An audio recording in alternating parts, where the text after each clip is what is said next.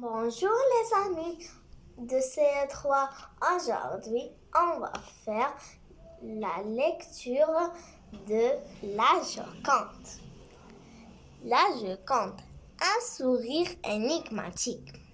Très jeune, Léonard de Vinci, 1452-1519, entre en apprentissage à Florence dans l'atelier d'Andrea del Verrocchio, où se pratiquent la peinture, la sculpture et l'orfèvrerie. À la demande de son maître, Vinci peint un ange. La légende raconte qu'en découvrant la grâce de celui-ci, Verrocchio aurait arrêté de peindre. Vinci s'intéresse à tous les domaines de la science et des techniques, de l'hydraulique à la botanique. Il sera peintre, sculpteur, architecte, mathématicien, philosophe, écrivain, musicien, concepteur de machines volantes et stratège militaire. C'est un génie en avance sur son époque.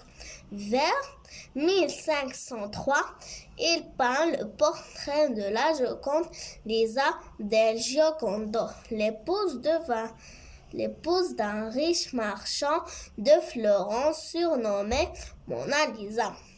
Léonard de Vinci est très attaché à ce tableau qu'il emporte avec lui à la cour de François Ier en 1516 et qu'il retouchera jusqu'à la fin de sa vie à la recherche de la perfection.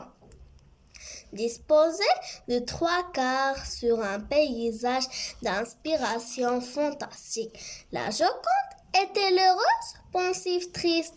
Quand Vinci a peint ce tableau pendant de nombreuses années, il est impossible de le rapprocher d'un événement précis de la vie de son modèle. Toutes les interprétations sont possibles. Cette ambiguïté d'humeur tient notamment à la technique du sfumato, enfumé en italien. Ce procédé, mis au point par De Vinci, consiste à créer un léger flou en atteignant les traits de contour, notamment les plus expressifs comme les commissures des lèvres et les paupières.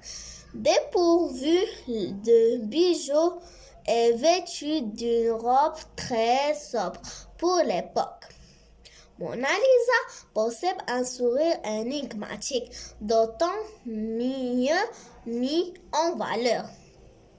Le plus célèbre portrait du monde. Le regard de la Joconde semble suivre des yeux le spectateur et son expression change selon que l'on fixe son œil droit ou son œil gauche. Son sourire est indéchiffrable. Le mystère qui entoure ce tableau fascine et ensorcelle depuis des siècles. En 1911, le tableau le plus convoité du monde est volé au Louvre. Il ne sera retrouvé que 2 ans plus tard à Florence. La salle de la Joconde est la plus visitée du musée du Louvre.